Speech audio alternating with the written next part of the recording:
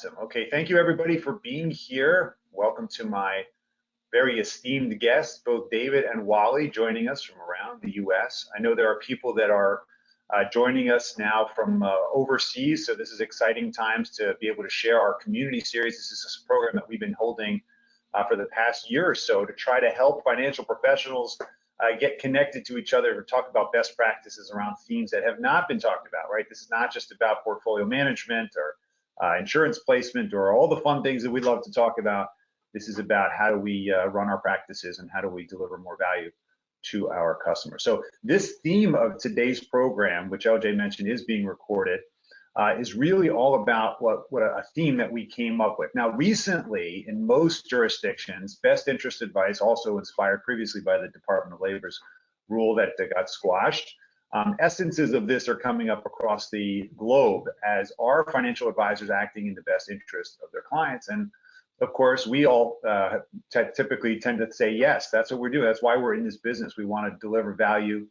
And I was having this conversation with my peers here. We talked about what's going on in this space and specifically the challenge that we all have delivering the same level of planning or advice-led delivery to everybody, simply because it's challenging to scale. I think all of us who've been in the business for some period of time can relate to the fact that sometimes our highest net worth clients, our A clients, get the most attention and everybody else gets what they get if they are squeaky wheels or demand it, or we think that they're an opportunity. And the challenge, of course, has been how do you scale advice in an environment where maybe even regulatory pressure is arguing that we need to deliver the same style of advice to everybody or some level of advice. So that's what this is all about. How do we learn from people who are dealing with a significant number of potentially inbound or unknown prospects in terms of their net worth coming in? How do we deliver advice in a way that makes us feel good and aligns with our own values? So that's what we're going to talk about today. For those of you that are joining us remotely or in recording, grab your pencil, because the hope is that you'll learn something and you can take and implement some of this in your own practice. Okay. Let's talk about our agenda today. Our program is intended to go, and recording time can go as much as an hour. We will cut it based upon what we think, where the content is, but we will have a Q&A program at the end. So we're going to do some minor introductions so that you understand who we are here on these screens you're seeing. We're going to talk about this big idea, and then the themes that we all came up with. You can read here. We're going to spend 5 to 7 minutes on each of these themes, and of course, there'll be your takeaways of things you could potentially implement in your practice or learn from, or bring up in the Q&A if you need further clarification, or also you want to contribute something that you're doing. We leave the chats open on the right so you can actually type that in throughout the program. I'll finish with the Q&A, and then we'll go to any kind of resources that we have coming up for you to keep growing, and of course talk about when our next programs are. So that's the plan. All right. Let's talk about it. So first of all, welcome, David. I see you on my screen first. Let me welcome you to the program. Good to see you. Thanks for having me. Thank you. Thank you for being here. And Wally Darling, if you're in the Midwest, you might even know that name pretty well. A prolific speaker in the Midwest area. So thank you both for being here with us. My name is Adam Holt. I'm the founder of AssetMap, also a recovering financial planner, just so I want to let you know that. Been a CFP for some 20 years. So let's learn about our friends here. So Wally, tell us a little bit about your practice, what you focus on, how long you've been in the business, and how do we get to know you and your practice? Thanks very much for having me. First of all, at Alpha1 Tax&Wealth, the term quarterback, I use it very loosely, but basically we have a whole gambit of professionals, CFPs, CFAs, CPAs, we've got some estate attorneys, income planners. I mean, we've got the whole gambit of professionals. And so as the quarterback, my primary role is bringing in clients and establishing a holistic retirement plan that accomplishes, a broad spectrum of things. And so, talking with you guys today about AssetMap, it's been an integral part of the initial onboarding of clients and streamlining and making most efficient use of mine and my staff's time, but also going forward, kind of a seamless transfer of information and updating of information. So. Got it. Thank you. So just further clarification. Now you have a good amount of volume coming into your firm. You have a massive infrastructure. talk to us a little bit about how you generate, how do you use your marketing strategy and your competence in media to generate inbound? Yeah, so I do a series of 30-minute television shows on Fox locally, on Channel 2 locally in the Denver market.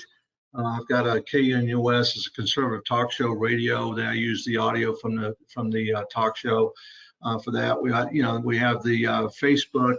We even go into like OTT. If for those of you who might be familiar, that's like Hulu and different streaming services out there. And we're seeing anywhere from 20 to 30 prospective clients a week coming in from that resource. And so with time being our most precious resource, asset maps are critical. I call it kind of a triage tool to make sure that we're dealing with the people that we need to be dealing with, and not necessarily wasting our time with someone that's either too high up in the funnel and just really wants to have a 15-minute phone call, or just doesn't have the qualifications. So surprisingly, dealing with the public, even though we don't tell people how much money they have to have, when you're talking about tax planning and retirement planning, things like that, surprising how many people we still do get calls that don't have even $10,000 towards retirement. So that's not the client we're looking for. Thank you. But you're doing multiple lines of services. I heard legal, I heard tax, investment, insurance as well. Yeah, insurance. We do wealth transfer planning. We do small business. Like right now, we're engaged with a couple of small businesses on a cash balance plan basis. So we're trying to integrate all the different disciplines that would be involved in a comprehensive or holistic approach to retirement planning, as opposed to being just a security shop or an annuity shop or an insurance shop or CPA firm. So. Got it. So you're really cross-engaging on a whole bunch of different areas. So when a prospect comes in, you don't necessarily know what their needs are. You don't know whether they're qualified. They might be multiple lines of areas you can support or nothing. And you're using, as I understand it, using our discovery, our online customer profiling process as your inbound kind of X-ray, financial X-ray, if you will. Yeah, the discovery tools is really valuable because it jogs the memory of a lot of times people to talk about things that they either have or don't have, and so we use it as kind of call it a big fish net and say, okay, here's all the things that you could possibly have, a few things that you might even thought about. And so it really is a dynamic tool to allow us to start that first discovery conversation, that first appointment that pretty much everybody in the financial services has to go through anyway. Right. If I get that prior to me even picking up the phone or doing a Zoom or in my office, it's really valuable, efficient time for me, but also for the client. And that's how we position it. We want to make this first time efficient use of your time, Mr. Prospective Client. Yeah, got it. Thanks. That's really helpful. Thank you, Wally. So David, would you share with us what's your practice all about, how long you've been in the business, and what you tend to focus on? Yeah, I've been in financial services since 2001, and then received my licenses in 2013. I do I'm part of a group of advisors called SmartPro Financial, and we're a large group of advisors that are all involved with the Dave Ramsey SmartVestor program, if you're familiar with that. And so,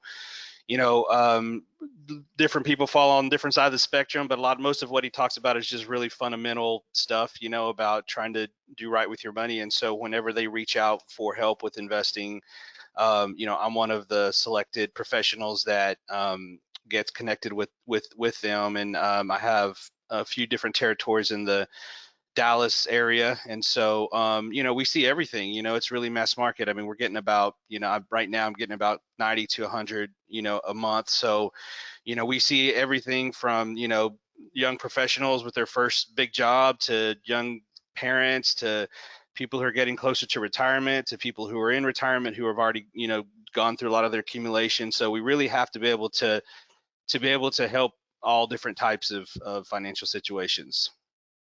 That's great and fantastic. And so you also are using the screening of the discovery tool to, and this is relatively new for the population, is being able to screen information of what the client has and put it in front of you in a way that you can decide how you want to approach this case. Right? Definitely. I echo everything that Wally said. I mean, it really does it helps make the whole process so much more efficient. It allows that first call, first time that we have a more formal kind of meeting to be so much more productive in a shorter period of time, because we've kind of already understand their situation, maybe already kind of formulated some recommendations. So it really does help with when you have a lot of volume. It really helps to make that process so much more efficient. Fantastic.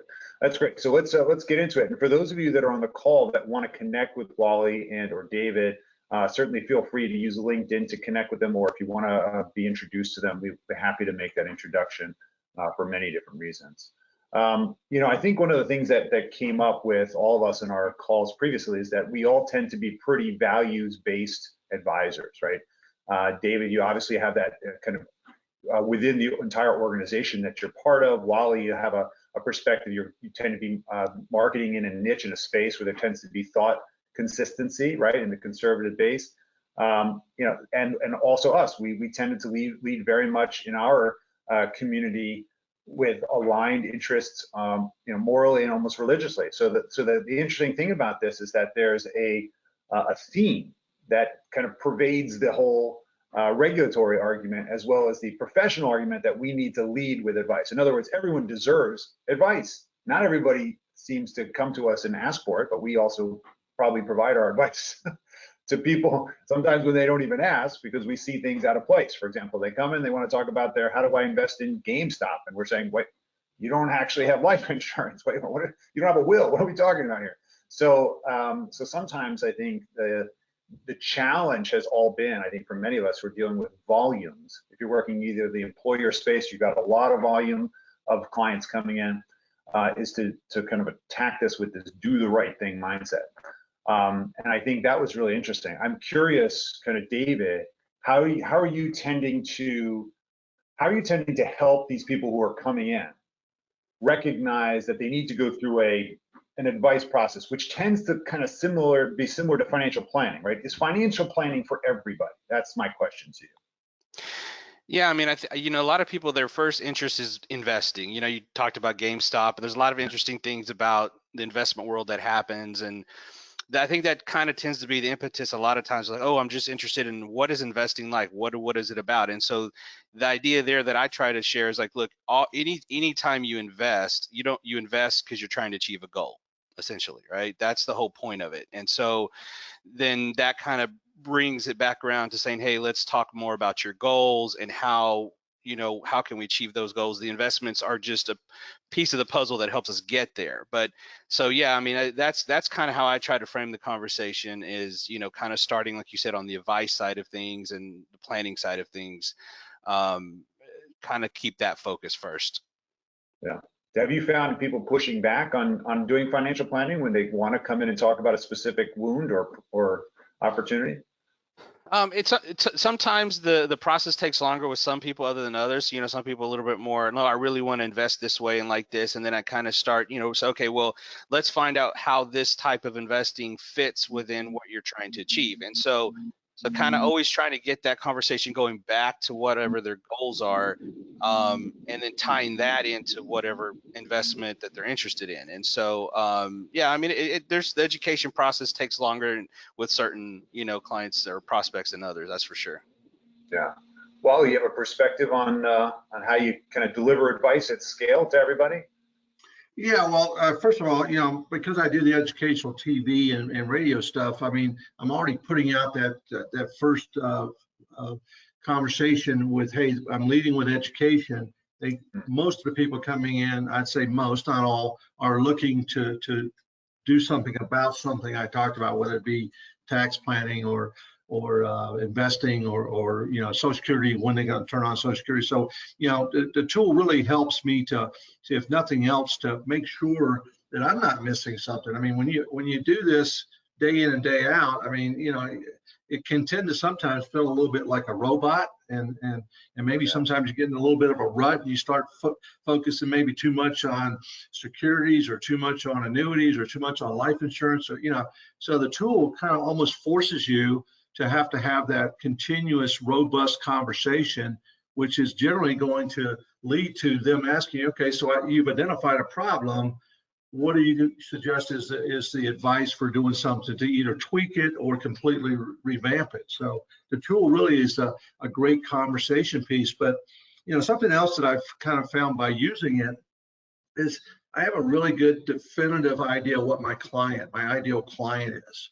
And so when I have this conversation and it's going down a path that's not leading me to believe that this is going to be one of my ideal clients, then I can easily kind of say, hey, maybe this is not a good fit. And I don't know, call me just old and crazy, but I'm a firm believer that not everybody that responds to my advertisements or education is going to be a good client. So sometimes this tool allows me to have that conversation, which leads them and me to say, hey, this is probably not a good fit.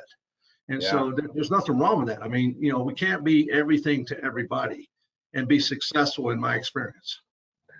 I like that you said that, and I found a very similar experience in my own practice, right? The perspective is that however leads are coming in, they're typically trying to engage with you because they've got some urgency, right? They have a reason for showing up, right? Something happened either in their family, or they experienced something, or they've got fear of missing out. They're looking at these markets. They know they've made a reconciliation that they need to talk to a professional, right? So, but all of them coming in have different expectations. We got to be aware of that. The other thing is that for many of us that actually generate leads from our referrals, we don't have the right to kind of say, no, you're not the right fit for us when you're referred by someone we're trying to cultivate as a source of we'll call it a lead generation. So often when we're taking on the prospective client, the first thing that we need to do in order to lead with advice is to do what we've done for years, which is fact find, right? Let me understand what's going on in your life. We've been using this tool specifically to now get them to contribute, to show who's actually willing to give us some high-level data on what's going on in their life. That's how we know who's really committed or just kind of testing the waters. So we understand their level of commitment, of whether they actually take some time to complete any data population or send us stuff in advance. And number two, we always phrase it the following way, and you can feel free to use this. We typically say, listen, the point of us building this map together is not to do financial planning. It's to understand how we can serve you and whether it's the right fit and how we should continue the conversation. The way that conversation might go is we might decide, yes, we can help, and there's some specific areas that we can add value to you. Or, you know what, maybe the relationship would be better served by another person we're happy to refer you to, whether it's a junior, by the way, or another professional if I want them out of the firm. Right? So the gracious way to say, I need to understand what I'm working with before you get any prescriptions from this company. Is important. I don't know if anybody else has a common phraseology that they use to say, listen, we need to do this to know how to deliver advice, and then we'll figure out how to continue the conversation once we've done that high level work. So that's how we keep it really thin, and that's why you can engage 5, 10 people a day and have that process and then decide how it's going to fit into your business pipeline. Going forward, because at the end of the day, we all have a manufacturing facility called advice and then the delivery of these solutions. So that's really cool. By the way, for those of you that are listening, leading with advice is a theme that we've been really hanging on for the past several months, because we know a lot of us have either came from the product side or already on the advice side, but many of us are positioning it this way as we all lead with advice. So that's what that tends to mean.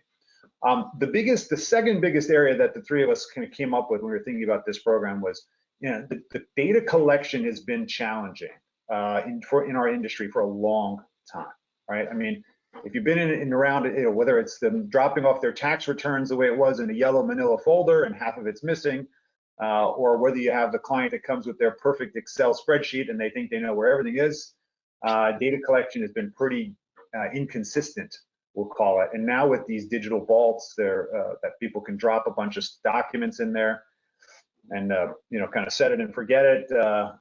Data quality is really questionable. So let's talk. So Wally, share with me how you're doing data collection now. How are you doing this at scale? What other processes are you using? What can we learn from you? Well, first of all, because we have outbound, to TV, people are calling into a call center for us, and so on a typical weekend, we might get 25 inbound calls requesting for either a Zoom, which is, we're seeing a lot of Zoom virtual appointments because of COVID, which I'm seeing a shift in the mindset of people a whole lot more inclined to have a conversation about sensitive materials over a virtual environment when they've never met me. So that's a kind of a good sign or a good trend I see in the industry. And then, or they're coming into the office. But from a collection of data, I mean, it allows us on Monday morning, say we get 25, requests, to send out the discovery interview information and just say, hey, help us make this first experience more efficient for you, high level, fill out as much as you're comfortable. And, because a lot of times, some words on there like speed. Okay, well, it's a whole lot more expeditious to get the information out by an email that they can fill out sometime between now and whenever they're coming in. And I can get 25 emails out and it's done, and my staff's doing that. It also, I do get clients to say, you know what, I wasn't sure I had enough assets for you. Now, nowhere in my dialogue do I ever tell someone they have to have a minimum. I don't say, like some firms out there, hey, if you don't have $1 million, don't call me, is kind of the messaging that they have out there. But I still get some clients say, well, I was not sure if my $350,000 was enough for your time. And so, that I deal with that intimidation part. But I also think that the clients start to see that the stuff I'm putting out on my messaging, my education, and then we follow up with this. And then when we have the first appointment, second, I ask them all the time, I said, is this process, first of all, is it seamless for you? Is it efficient? But also, is there anywhere along the process where you felt like we got off the tracks, like we derailed from the messaging? And I'm real sensitive to that, because I learned a long time ago, if I say something on TV and then they show up at my conference room and it's completely different, I've lost them. They're never going to be a client. So the asset map has been an integral tool, a part of that process to make a whole lot more efficient use of mine and my staff's time. That's great. That's great. And I'm curious, David, because you're also dealing with the same type of thing. Inbound leads, collection of data is not always consistent. What have you been doing? Are you doing something else also in addition to discovery, or what's your take on it? What can we learn? Yeah, no, I mean, I'm looking at what's on the slide, and really those 5 words really cover pretty much, what it is. I mean, the speed and the scale are key, because when you're getting so many people coming in, you got to be able to do it in a fast way, but still thorough. I think a lot of times I had used other tools in the past to collect data, and for when I'm looking at the questions it's asking, all of it makes sense to me because I'm in the business. But then when you put certain questions in front of someone who they don't know what the difference is between a 401k or 403b, they don't know what pre-tax or Roth is. There's a lot of terminology and a lot of the data collection things that I've used in the past that leave the client with the prospect wondering, what does that even mean? And so I think that's the intimidation side of thing, is that like maybe they start filling it out and like, I don't even know what I'm putting in here. So I do like the discovery tool through AssetMap, because it is it's easier for them to put in and not be worried about putting in incorrect information. So that I think has increased the amount of people that actually complete it. And so I think that's definitely been, and then oftentimes what I'll do is, once they've kind of put that initial part in and we have our first kind of call, well, then we'll go through the asset map together and kind of put more accurate information in there and start talking about it. But at least I have, some kind of template to start with. So yeah, that's great. No, I mean, obviously you guys, we talked about this before. For those of you joining us that don't know what discovery is, I realize we didn't take too much time to talk about the product, but to kind of give you 30 seconds on it, that the whole idea was originally to try to create a way and solve the problem of collecting information from the client directly, right? So on their mobile device, on their phone, they should be able to go in there, 10 to 15 minutes, high level, non-intimidating, gamified, branded for the advisor, standard, so we don't have to try to replicate it differently for everybody.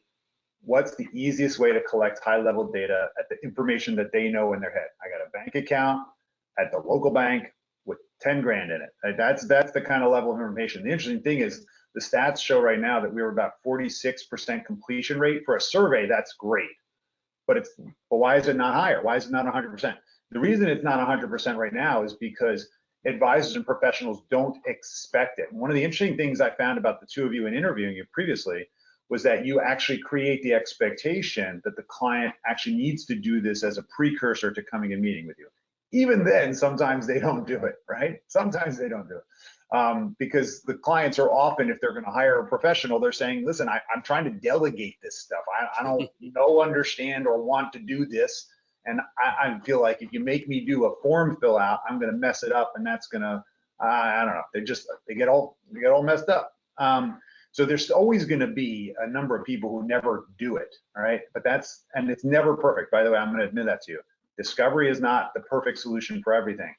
The key is, and one of the things I would push most of you on the call for, is to remember, you got to do something to accelerate this process, because people don't have the attention span anymore to deal with a 3-part financial planning meeting, and you can't afford to do it unless you're getting a fee, or you have the high net worth clients that are going to argue it, which unfortunately is kind of the whole point of this program this week, is because we're trying to talk about how do we deliver advice-centric experiences fast without having to charge potentially a fee before we know what we're actually going to be doing, right? That's kind of the key. Don't create so many barriers to getting advice that we just never get to the real meat, which is solving real problems. So hopefully that made sense to everybody.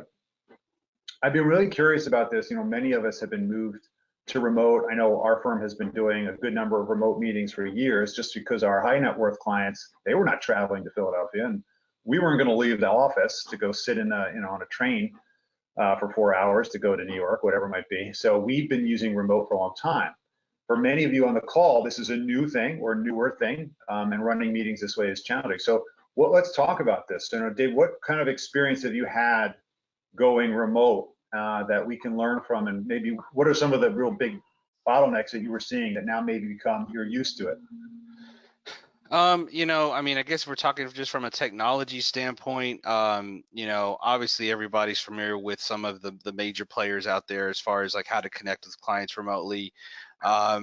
Most people are used to that. There are some people that would, you know, they don't know how to use some of those, you know, systems like what we're using now or Zoom or something like that. So there are some other options that are more don't rely on the person having to download any software or have to, you know, unmute themselves or anything like that. So I do use something like that that makes it a lot easier for us to connect remotely. And then, you know, really the visual side of asset map makes it a lot easier too, because it's such a clean, easy look to share when you're sharing a screen with somebody. So that's you know, when you're using like another, if I'd used another service before, is a lot busier on the screen, but asset map's just an easier, kind of cleaner look. And so I think that is conducive to, you know, remote sharing of screens and walking through things like that. So yeah, I mean, it's been great. I mean, I love it. I mean, I think clients like it too. And I agree with Wally. I don't think it's going away. I think it's going to just keep being more the norm.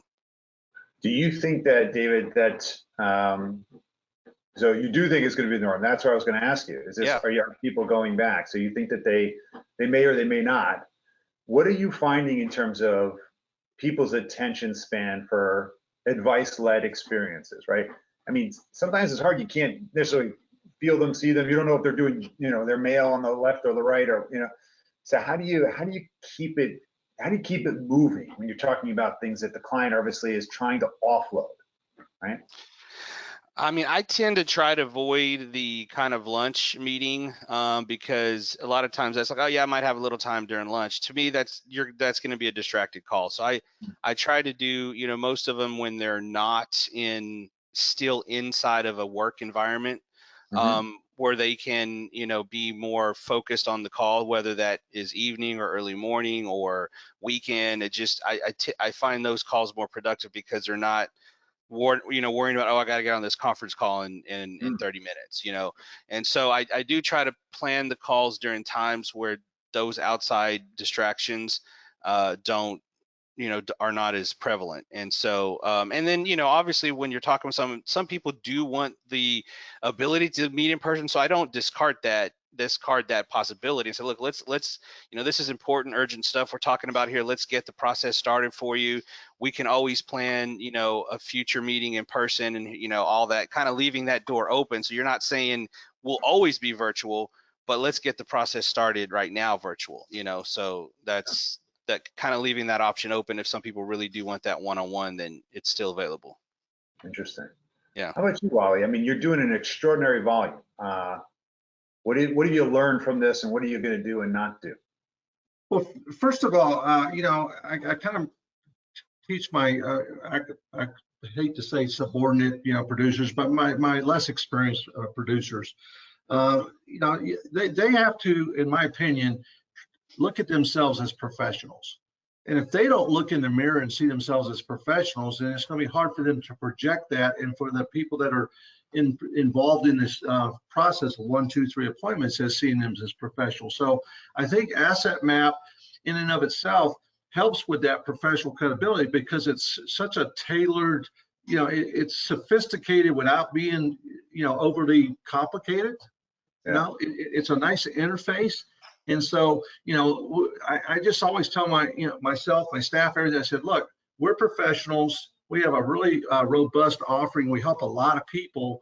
And so when we send out this asset map, we do expect people to fill it out. It's a way for us to gauge their sincerity and level of interest and commitment and urgency. Am I at the stage where I say, if they haven't filled it out, I won't talk to them? No. I don't know if I'll ever get there, because it's like the guy I always talk about, the guy that shows up in a bunch of coveralls and wants to buy the $60,000 pickup truck, and the salesman won't talk to him because he doesn't look like he's a qualified client. He pulls out $60,000 cash. But so that's one thing that I think Asset Map does, is it elevates your game, because I don't believe that people across the board, so these other firms like Schwab and Fidelity and some of these other firms out there, are necessarily engaging their clients with this level of sophistication. And so that's one thing that's really, and also I want people to understand, they're respectful of their time and our time. We are professionals, but they're also valuable clients that we want to provide services for. And so, Asset Map to me really helps so much with the processes of flow. And, and I'm even getting to the point now, there's maybe some people on the call that are a one-man shop or one-woman shop. Okay. I've been there. I get it. When you're a one-man or one-woman shop, you're doing everything. As you grow your practice, then I'm a firm believer that you should only be doing the things that are at the highest level of what you're supposed to be doing. And so for me, it's seeing clients, solving problems, closing clients, and then putting them inside my system. And so, Asset Map is just one of those great tools that's allowed me to leverage my time and my staff's time. God, that's great. Well, I'm glad it's working for it. And of course, this program is it can't not touch Asset Map. I'm wearing an Asset Map shirt, right? I know that a lot of people attending today are doing this stuff. So I'm glad to see that it's working. I'll tell you, my own experience has been, going remote. I have found and continue to relearn that understanding the consumer experience is really critical. I mean, think about what we're spending more time doing than ever. Our customers, ourselves, we're probably watching more Netflix than ever. We're using Amazon to buy stuff more than ever, right? We're online, we're digital. And so our attention span is just pulled in 100 different directions, because you've got produced level quality of stuff constantly engaging with you. Everything looks good, it's thoughtful, and they know what we want. Google's giving us search results we didn't even ask for. I think the interesting thing about that, what advisors can take from that, and it's not so much about Asset Map, it's that the requirement of delivering, what Wally said, a professional presentation now behind this screen that's on your computer is more essential than ever. And I think what we're starting to see is that we can't walk into a meeting and just put up a PDF of our financial planning outlet or our Morningstar reports or our illustrations and expect that we're going to go through tabular data, because that would be like you can't compete with the production value of what I'm used to looking at television all day long. You look antiquated. Now, so if you're not prepared to run a remote meeting in today's world with an agenda, with clear timing, here's what we're going to attack. Keep the screen moving, because we all know that visuals impact our attention span much more than static diagrams. You don't have the ability to draw it and say, okay, I'm talking about this. You're right here. I need to move this from here to here. Do you see why? Because we're going to save taxes. You can't make it real for people and interactive. Watch what happens when I change the rate of return. All of a sudden, we are now more funded. Do you see why it's important for me to lift the return here of these assets? Because this is what it means to you in real savings. So getting to a place of production value planning is, I think, the next wave that we will have to adopt.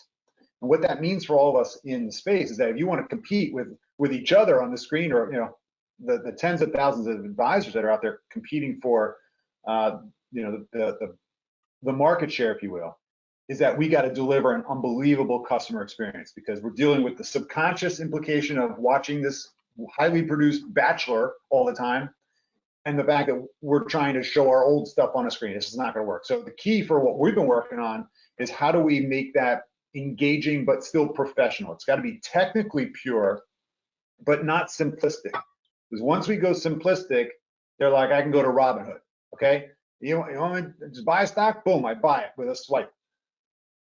Still make it technically pure, because we've got a lot of things to think about. Legal, tax, insurance, investment implications, family dynamics that can't be short-shrifted. So I think one of the things that we're all trying to play with is, how do you deliver that kind of experience? And it's going to be essential for all of us on this call to really start to master it, and not just treat it as oh, you want to meet online? I'll just put my PDF on the screen and we'll go through it. No, I guarantee you, in a year and a half, that would be like bringing a yellow pad to a digital meeting. So, and if you know what I mean, that's it. I want to kind of talk about our last theme before we go to Q&A. So if you are thinking about asking questions, or you have some ideas that we haven't touched on, please be putting it in the question bar to the right of your screen, so that we can address them, and then we'll ask everybody what they think about it if we have some answers.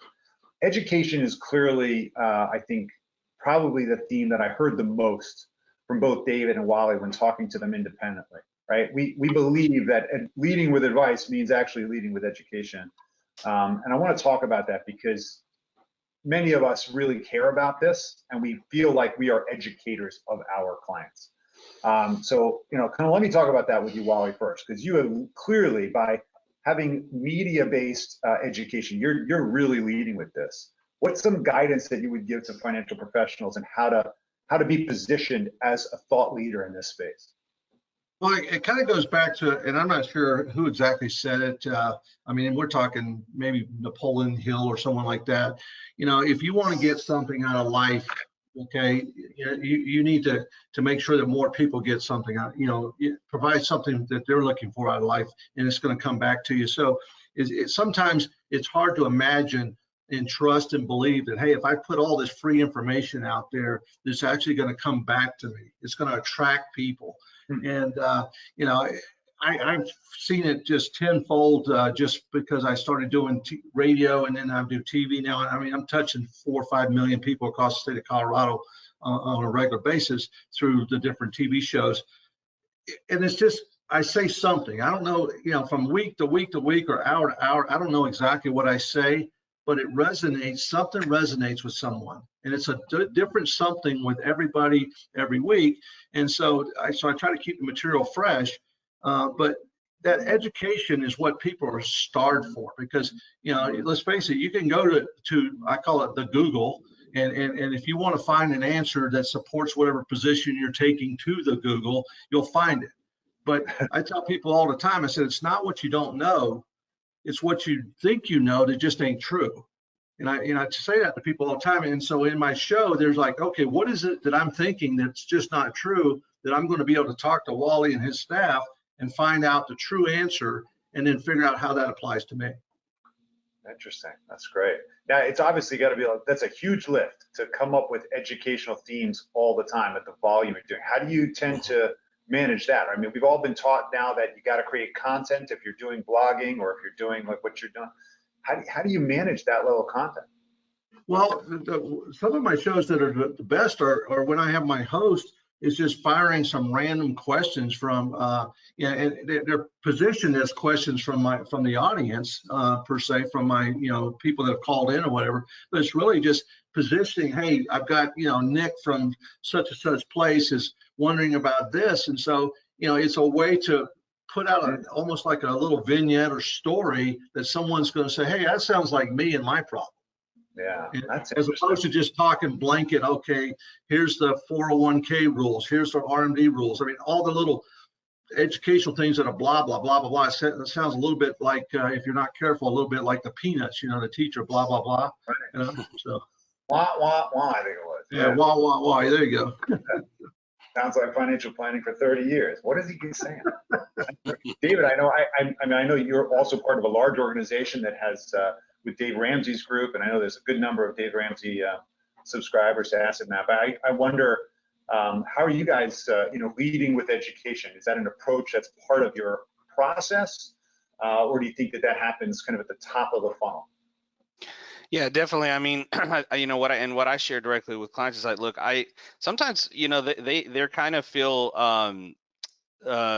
intimidated about, not intimidated, but maybe like they feel like they're asking too many questions or things like that. And I was like, no, I want you to understand everything, because that actually is mutually beneficial, because you're more likely to stick with this strategy if you understand why you're doing it, versus someone who just says, okay, I trust you, just do it, but they don't really know why they're doing it. They're the ones that are more likely to maybe deviate from the strategy. And so I let them know, look, it benefits us both when you take time to understand this. And then the other thing is, no curriculum is learned in one class, right? So I have learned this over time to maybe try to focus on one aspect that maybe might be more pertinent to their situation, and try to focus on that piece of education, instead of trying to teach them everything in one setting about a lot of different concepts and topics. So, and that way they feel like, okay, we got this, and that opens the door to more education down the road.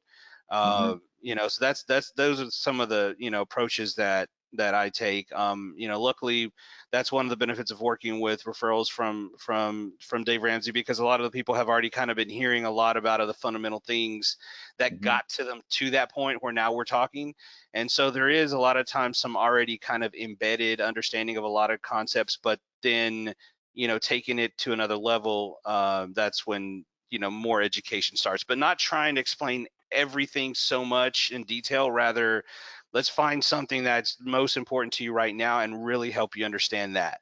And then, yes, there's these other topics that are important, but let's focus on this. And then, we'll talk about those things in more detail at a later time. That way they don't feel like they have to consume so much information all at once, Yeah. Well, there's no question, I think, from both of you, and I really appreciate it, because you both have this, I think, this inherent need to help people and desire to help people and lift them despite where they come from and how much they're coming in with, as you just joked, Wally, with the overalls, right? We unfortunately judge people too much by our impressions of in our history and so forth. And people everywhere need help. And honestly, sometimes I know I've been personally rewarded by finding a client who I misjudged and found out they wound up becoming one of my best clients ever, either by referral or by the value of them as the business. I think the redeeming theme, if I can kind of summarize before we go to Q&A, is that clearly leading with advice and offering advice to everybody in a way that's scalable and fast is a challenge for all of us. And I think we're going to have to find ways as professionals to continue to deliver advice and decide who's really the right fit for us and who's not, but still leave with some value as a result of having an interaction with us. I think that really accrues to our brand and our reputation, as well as our preeminence. So these days, as you probably already heard, generating content and education is really critical, because for the people that are using the Google, that don't call up a friend and say, hey, I need some financial advice, who do you use? They're going to go right to Google and start to look for preeminence and thought leadership there. And it's going to be important, moreover, for us to have education and advice-centric conversations with clients before they even, in the prospecting phase. So as Wally's doing with media, as David is doing with faith-based kind of perspectives and values that are drawing people in, the key for all of us is to really manage the educational framework we're creating for people so that they are drawn to this experience and they don't feel intimidated and they know they'll be served by coming to work with you. I think that's the bigger mission and vision of our profession, and I hope you guys are finding ways to do it. For us, we always did our education this way, right? We build a map for everybody, certainly well before there was a discovery or direct-to-consumer experience, and we applied our intelligence on their life, and we said, hey, we should do this, and we should do this, and this is how this works, and this is why you want to do it. And I think we're really, it's exciting to see how many advisors are moving towards the application of their advisor intelligence to prospects and clients in real time. This is really where I think the rubber hits the road for building our own professional preeminence, is showing our clients that we understand how to ask the questions that they're not asking, as well as reframe the questions they've been asking incorrectly. And certainly Google hasn't figured that one out yet. So while we have that, let's take advantage of it. Let's take this opportunity to go to Q&A. LJ, would you come back online and help us facilitate questions? Absolutely, I'm happy to. So one question that came in was kind of directed specifically towards both Wally and David, asking if they use Asset Map for high net worth clients as well. Yes, I mean, obviously sometimes there might be some other tools that you bring into the process, but definitely, especially the asset map part of things. In fact, we were just reviewing a case today, and it was very useful in kind of like that previous slide, kind of formulating our thoughts and recommendations on how, we might approach that case. Yeah, and I use a term very loosely. I call it my practice a family office for Main Street. For those of you may have heard of family offices, I mean, it's generally some really high net worth people, families that have all the expertise in one office to provide all the counsel and everything they need in execution. And so to me, the higher the net worth, I've found that the more impressed they are about how comprehensive this is. And knowing that, hey, instead of having to go to 4 or 5 different addresses geographically to get the type of service that we provide, hey, they see it real quickly that, look, these people are looking at everything in connection. And I'm a big believer that, when we talk about fiduciary standards, if you're making recommendations and all you're doing is looking at their assets and their management, I think you're doing a disservice and you're probably setting yourself up for some liability. So, asset map in the way you're looking at it, I don't spend all my days worrying about compliance and, all that kind of stuff. It's just what we do as a part of our practice. But asset map shows that our organization has a culture of comprehensive planning and looking at all the things that come to bear. And the higher the net worth, the more I think it's appreciated. Yeah, what I would throw out there too is the way we designed it in our firm when we kind of got bigger than myself and my other partners became colleagues, is we each decided to focus on a specialty. I focused on financial planning and big picture. I had an insurance specialist and an investment advisor in every meeting. We would decide, even if the client was coming in for financial planning, I would have my team there, and we would decide kind of amongst us if someone could just run and do a triage, hey, I just handled the investments, or we needed to do full boat, or bring in our juniors. So we always kept somebody on our firm that was in their 50s, 40s, 30s, and 20s. Someone who's obviously growing into the business. So we had a really strong mentorship structure. And then that way we also had a succession plan. If anybody fell down, someone can pick up and grab the radio and run with it, like kind of like an army model. But the way that it also wound up working is that we had the ability to say, you know what, I have a perfect fit for you. Jason, I think he's really aligned with you. He can grow with you over the next bunch of years. And I'm going to ask Jason to take over this relationship. I'll be brought in when needed to. So I think there's a couple questions out there that I happen to pre-read, which talked about how do you gracefully also delegate to maybe a not the best fit, or how do you potentially upscale and say, you know what, I need to bring in my estate attorney. I need to bring in my in-house counsel.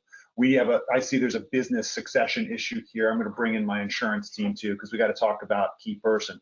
And so the key is to use, I think most of us here are using Asset Map as an X-ray, and then to decide, okay, I'm the radiologist. I'm going to bring in the different specialists. And when it's not the best fit, say, okay, you know what? I'm going to refer you to a local bank where I've built a relationship and they can just execute this. This is just physical therapy. You don't need surgery here. Okay, so that's a way to do that. And of course, it takes building relationships that you can trust and delegate to. AssetMap was designed for full collaboration so that you can share amongst your firm and share cases and move it around so that you can apply that intelligence.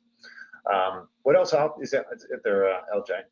Yeah, so we actually just got another question that came in about asking if the panelists, in this case, David and Wally, and obviously your experience as well, Adam, about how have you gone about measuring the improvements and new client acquisition costs or perhaps efficiency from using AssetMap? I think that's a great question.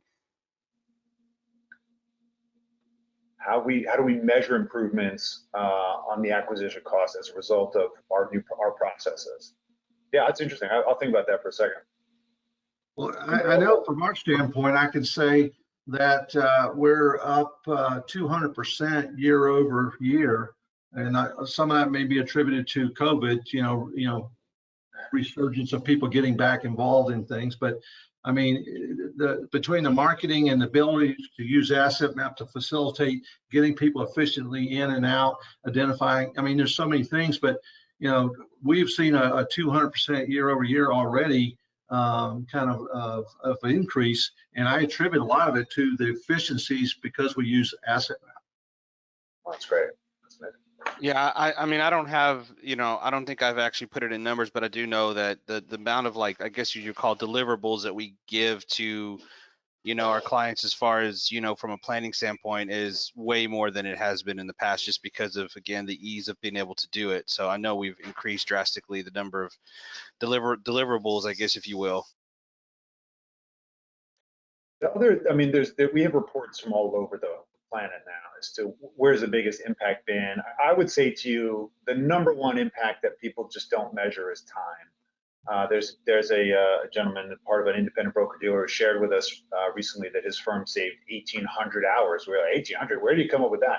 He says it takes, well, we have 600 clients. It usually takes 3 hours for us to prep for an annual review. We do the same thing in 10 minutes with AssetMap. So I saved 1,800 man hours. And what is that worth? I don't know. What's his hourly rate? So it's a big number. I think the key is for all of these tools is where can you create efficiency and speed? One of the things that I think a lot of people, advisors, are not looking at is the following. Can you imagine if you had to go and buy the data on your customers? In other words, the data on your customers to the degree of, I'm going to pick a household, the Jones household, and I have to go buy the data from Equisource and Equifax and Mint.com and Intuit. I'm going to buy my own clients' data. I need their family members. I need to know their businesses, their assets, their liabilities down to where they have it, their houses, their insurance policies, their property. It would cost you hundreds of dollars for clients just to get generic data. And one of the things that I think that advisors have been missing is that when you've been using a tool like this or other tools, there are other tools out there. I don't want to be ignorant to the fact that there's other ways to do this.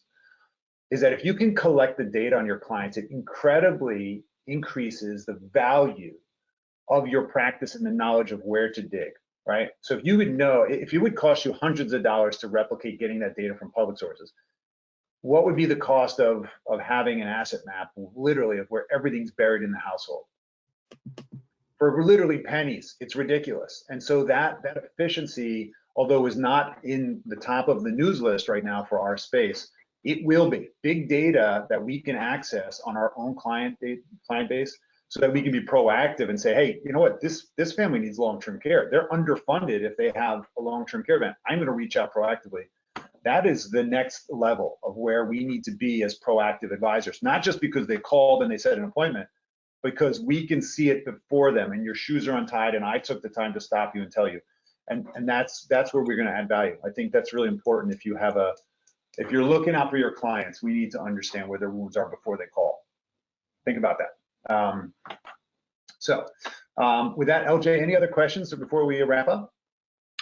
Just one last question about, in general, do you all tend to ask for statements, et cetera, to verify the data if the client is a good fit? So I guess this would be even after the discovery process, once they've entered in, do you ask for statements to follow up and verify that that information is correct?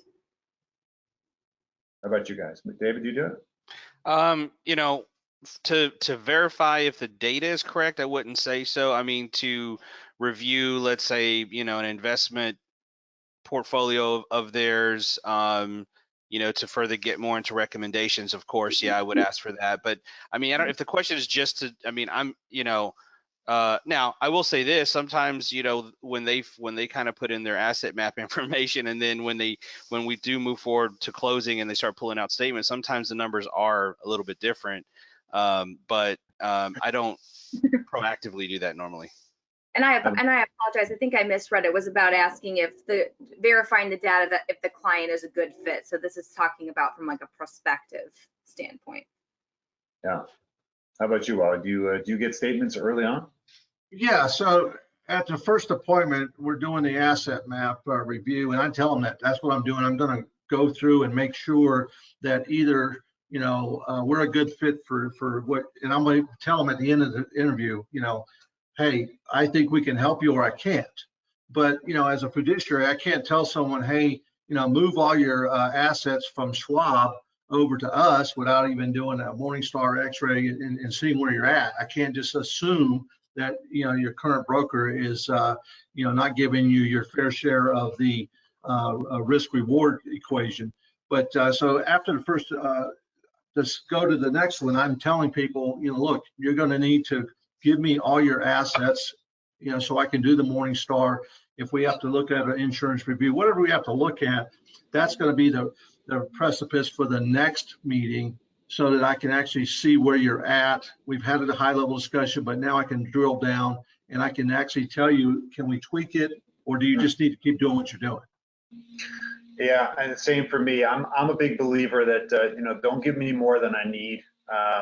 So I do not create a request for statements early on, because I don't want it to be another barrier or stumbling block. Think about this: if you think you're coming in to talk about investments, you bring the one investment policy you want to, or the investment account you want to talk about. What about the other 10? So now, oh, but you know, so I would rather do an asset map and then say, okay, I need these 4 specifically. And we can now actually embed them in the notes that you can hand to the client, say, I need the statements for these 4 boxes, right? That's the secondary page in our presentation now, as the executive summary. So that way you're specific. I need this will on Mary, I need this trust on Bob, I need the statement from Fidelity, and I need the insurance policy from Mass, and that's exactly what I need. And be specific, because we don't need to triage the whole darn map. We need to fix what's bleeding. And that way you can piecemeal. And remember, customers who don't really, they're not thinking about this stuff every day, to ask them to put together 10, 15 statements is like, you might as well just do taxes in the middle of your year. I mean, that's not fun for most people. So we don't want to create barriers. So with that, I think we've kind of run towards the end. I want to throw out for you that are participating remotely and of course watching us, we've got a couple of programs that you want to know about that are timely. Upcoming, actually this March 18th, we've got our Accelerate series that's actually taught by none other than LJ McHenry, our head of training. And if you want to register for that, certainly you can go to assetmap.com webinars and register. It's at 3 p.m. Eastern time on Thursday, the 18th. And we do have our virtual boot camp coming up. It's been very popular. We've had over 1,500 advisors actually participate in this thing. It's been great. I teach actually a 2-day workshop for, we call it 201, which is probably my favorite thing to do these days, is basically spend 10 hours with advisors teaching best practices, some of our best stuff. It's a great way to build also study groups if you're interested in building community as well. So that's one of the things we do 4 times a year. If you're looking to learn more and be part of this, these are accelerators to grow. So with that, I want to thank our guests. Wally, thank you for taking the time. David, you've been really helpful, and you're continuing to live your mantra of serving people by also serving our own community and educating us as to what you're doing. So thanks for your transparency. For those of you that are out there in the world, that we hope you're safe, your families are well, and that you have a growth mindset this year and are going to take advantage of all the opportunities and this crazy change that's coming. So thanks. Let us know how we can support you. And with that, I want to send you off with well wishes and blessings. So thank you very much, Wally. David, thanks for your time, and I appreciate your partnership. Thanks, LJ. Thanks. All right, bye.